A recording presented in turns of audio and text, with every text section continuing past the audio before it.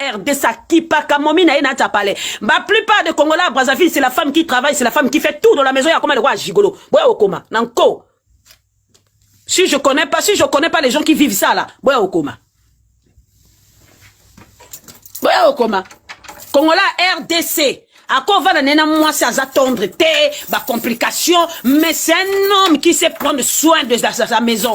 A kipenda konaya ko kipe moi si ne kitoko, moi si pas liaka, moi si soka artiki mobile na RDC, c'est que y a pas moi ça ba problème. Mais mobile à Congolais, la plupart de tous les hommes congolais dans les maisons à poto, la moitié même toloba. Basi moto ba kipa bango na ba parler. Bon on va ba gigolo, ayika ko lata lati lamba bima ke wilo yenge, mais moi si nanda kwa zolela. Soko fashawa, soko za na même con.